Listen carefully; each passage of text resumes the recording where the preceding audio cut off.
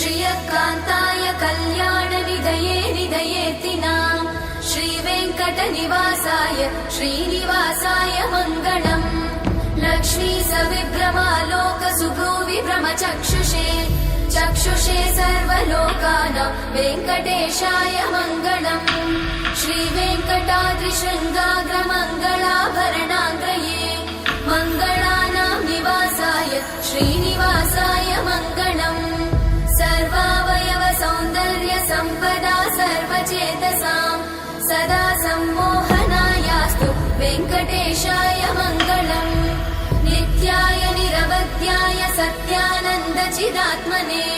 सर्वान्तरात्मने श्रीमद् वेङ्कटेशाय मङ्गलम् स्वतः सर्वविदे सर्वशक्तये सर्वशेषिने सुलभाय सुशीलाय वेङ्कटेशाय मङ्गलम्।